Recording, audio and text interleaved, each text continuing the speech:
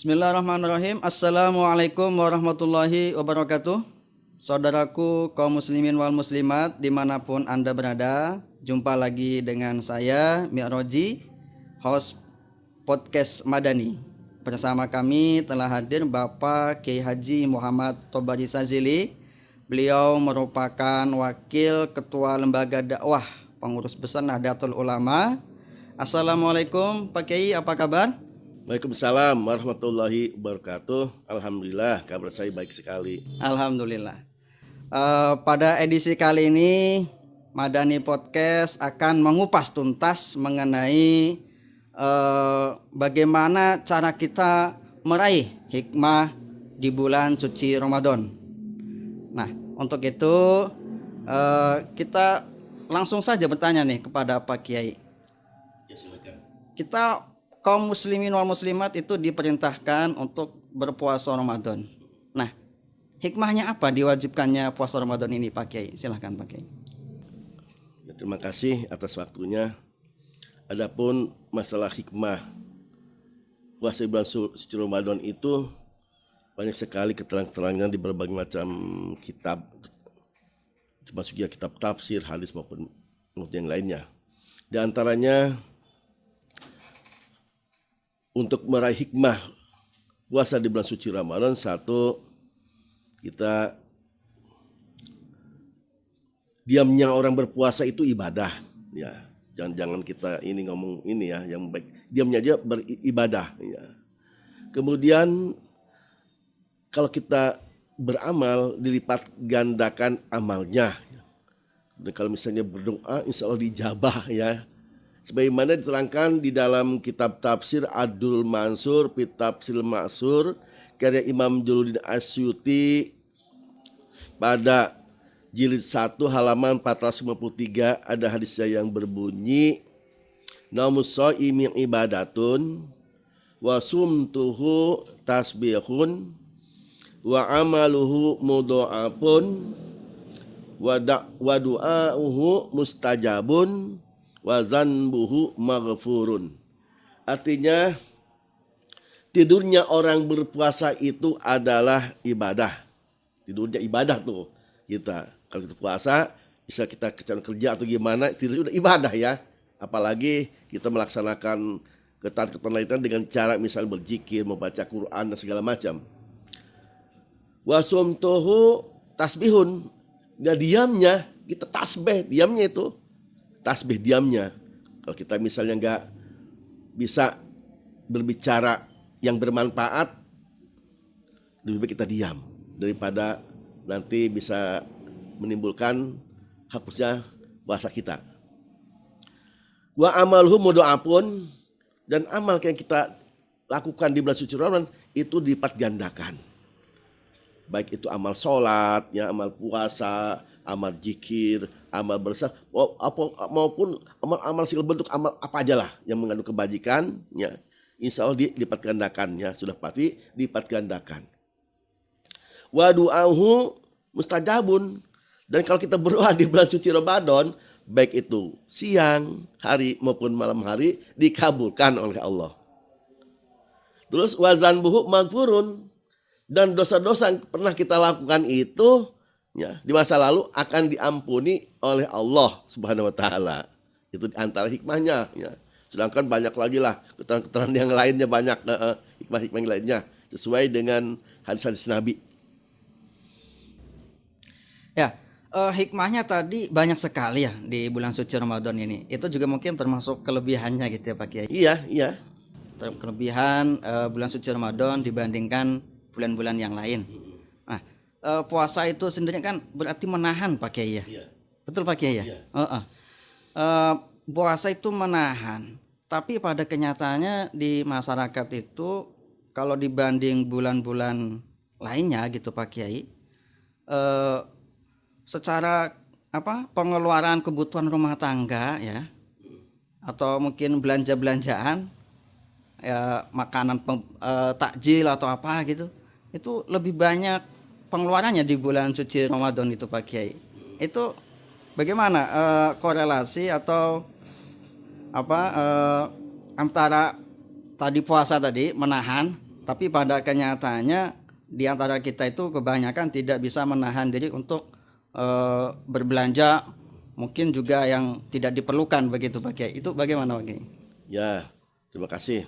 Jadi memang seharusnya kan kita di bulan suci Ramadan itu menahan diri, menahan nafsu kita atau menahan nafsu kita, jangan sampai kita berbuat hal yang tidak ya. Itu. Tapi kalau misal tadi misalnya boros, misalnya gini-gini, selama tidak membatalkan puasa ya nggak jadi masalah. Itu. Sebab kalau masalah boros itu istilah masalah apalah, masalah kehidupan yang sekiranya kalau melebihi takaran itu boros, kalau mungkin bisa makruh ya, hukumnya makruh, tapi tidak membatalkan puasa. Seharusnya kan gini, di antara hikmah puasa yang belum saya sebutkan tadi kan gitu, kita dengan berpuasa di bulan suci Ramadan, cobalah kita punya kelebihan harta, jangan sampai kita berboros di belanja yang macam-macam yang kurang perlu. Lebih baik kita ada rasa peduli ya, di antara hikmah puasa Ramadan itu kita adanya rasa peduli dan solidaritas untuk membantu orang-orang yang lemah gitu, di antaranya ya.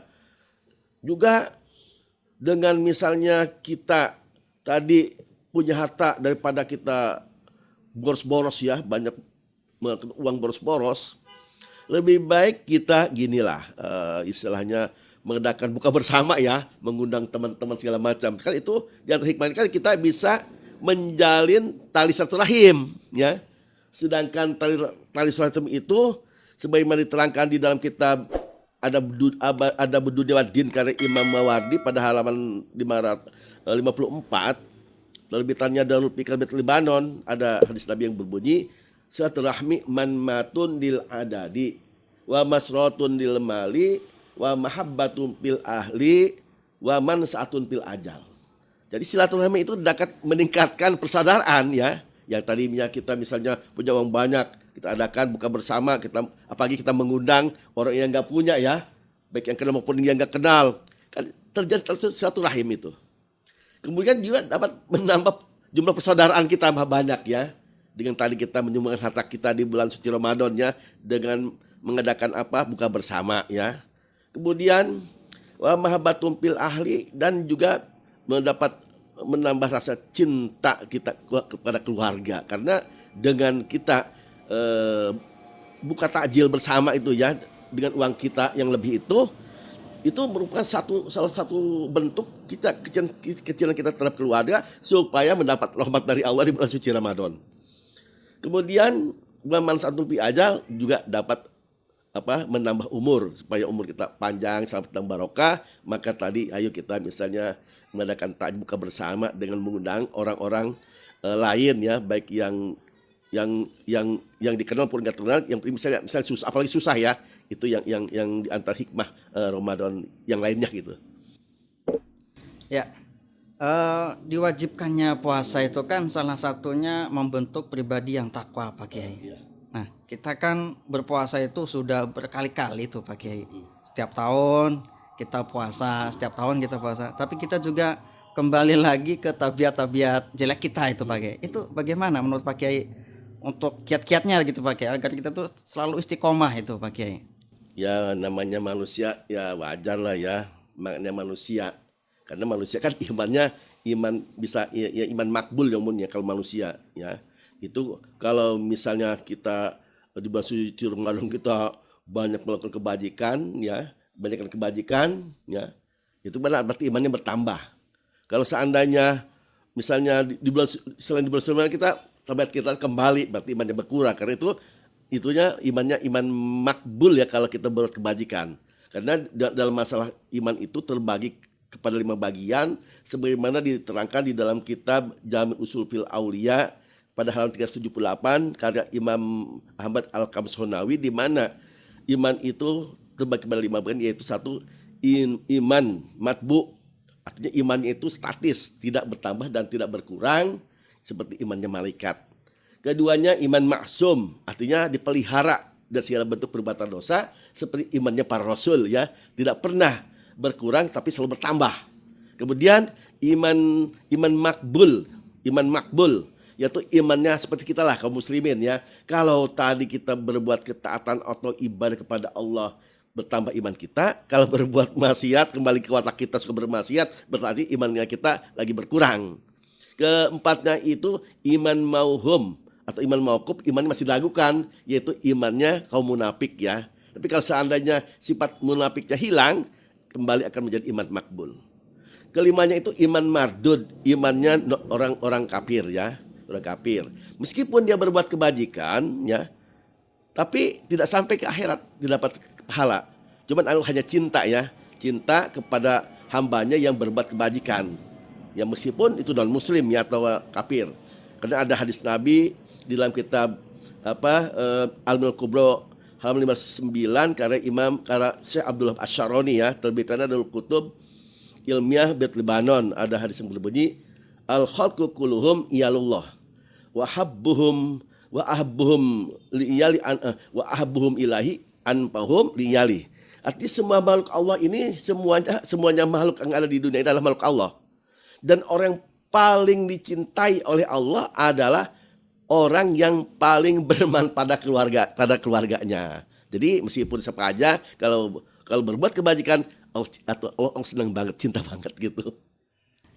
Ya, terima kasih nih penjelasannya Pak Kiai. Tadi disebutkan bahwasanya iman kita itu termasuk iman yang Makbul ya, kalau berbuat kebajikan ya. berbuat kebajikan. Jadi iman kita itu kadang bertambah, kadang berkurang juga. Oh. Ini bagaimana Pak Kiai? Dikatakan Ramadan itu kan para setan gitu, itu kan diikat katanya tuh Pak Kiai. Tapi banyak juga kemaksiatan itu juga di bulan Ramadan itu Pak Kiai. Itu bagaimana Pak Kiai? Setannya diikat ya kan, dibelenggu, tapi masih terjadi kemaksiatan gitu. Itu bagaimana Pak Kiai? Jadi istilahnya bukan berarti misalnya setan dirantai kan itu diterangkan juga di dalam kitab Tafsir Abdul Mansur ya, ada hadisnya tuh. Iza dakhala ramadhanu futihat abwabul jannati wa guliqat abwabu jahannama wa sulsilatis syayatin. Ya itu di tafsir kitab Tafsir Abdul Mansur, Tafsir Mansur karya Imam Jul Asyuti pada jilid 1 halaman 444 terbitkan dalam Fikir Bet Lebanon nih yang ini. Jadi apabila telah masuk bulan suci Ramadan, maka dibukalah pintu-pintu surga dan ditutup pintu-pintu neraka dan dirantai itu setan ya. Setan itu diantara kelebihannya bulan Ramadan. Ya bukan berarti itu misalnya dikunci itu misalnya orang-orang itu mustahil berbuat kebajikan, bukan. Sebab masalah itu kan termasuk kalau dalam tauhid ya, itu orang termaksiat itu merupakan sesuatu yang mungkin, bukan mustahil. Meskipun setan dirantai, manusia yang suka maksiat itu sesuatu yang mungkin, bukan mustahil. Jadi itu memang wajar. Jadi kalau berbuat maksiat, kalau bisa segera bertobat kepada Allah dengan taubat nasuha dalam rangka kita meraih hikmat dari langit yang turun dari langit menembus ke dalam jiwa orang bertobat. Di antara itu an-nadabu ala zanbi, segera bertobat dengan tobat nasuha supaya ia meninggalkan maksiat yang telah dia lakukan. Ya, tadi dikatakan meraih hikmah gitu kan, kemudian membentuk pribadi yang takwa gitu. Menurut Pak Kiai apa saja nih mungkin para kaum milenial gitu Pak Kiai yang usia masih remaja, mungkin secara biologis masih tinggi-tingginya gitu Pak Kiai. Nah bagaimana kiat-kiat dari Pak Kiai untuk para kaum milenial ini untuk bisa berpuasa itu meraih hikmat gitu. Iya, meraih hikmah ya kan, lebih mendekatkan diri pada Allah begitu Pak Kiai. Itu bagaimana Pak Kiai? Jadi ya kita sebagai kaum milenial ya, di masa berada ya, baik yang tua maupun muda, ya sama kita harus punya pemikiran bagaimana hidup kita yang singkat ini supaya kita ini bisa meraih hikmat dari langit supaya tembus ke dalam diri kita tuh ya. Nah hal itu ada tuh diterangkan di dalam kitab Tanbihul Muqtarin karya Syekh Abdullah Asy'arani pada halaman 174 ya, terbitan Darul Kutub Ilmiah Bet Lebanon. Ada 4 hikmat turun dari langit. 1, an-nadamu tadi ala zanbi. Nah, kalau kita dulu pernah melakukan dosa, segera kita bertobat kepada Allah ya. Jangan sampai tulang lagi lah, supaya kita selamat sebagai kaum milenial ya, supaya kita mendapat ampun dari Allah, mendapat keselamatan dan keberkahan hidup ya, baik dunia maupun akhirat. Keduanya itu al-istidadu lil amal ya. Istadul amal, al-istadul amal. Artinya kita selalu, apalagi kita di bulan suci Ramadan, kita selalu siap, ready untuk di samping melakukan puasa, kita melakukan juga misalnya amal-amal yang lainnya ya, seperti sholat lima waktu, amalan sunnah, misal sholat sunnah, tahajud, sholat sunnah hajat, sholat sunnah duha, membaca Al-Quran, ya, kemudian memperbanyak salawat Nabi ya, itu kalau bisa kita supaya kita dapat hikmat itu ya, apalagi kita banyak membaca salat itu banyak sekali ya faidah-faidahnya ya.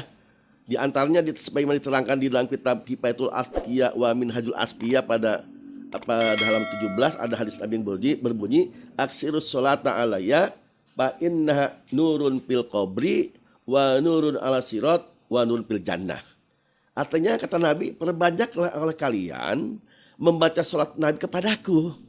Karena sholat yang kamu baca itu akan menjadi cahaya ketika kamu nanti di kuburan, kalau kita mati itu. Ketika kita ditanya oleh Munkar dan Nakir, sholat kita baca jadi cahaya sehingga kita bisa menjawabnya dengan mudah.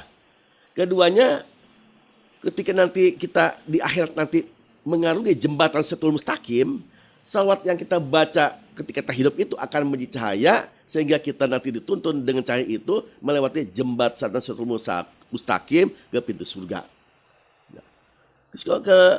Ketiganya itu selanjutnya ya wa nurun fil jannah. Kemudian sholat yang kita baca itu, akan menjadi cahaya nanti di surga gitu. Tuh. Kemudian tadi apa suhbatud dunya hulul batni, kita mengosongkan perut. Arti kita tetap teguh melaksanakan perintahan menjalankan puasa di bulan suci Ramadan.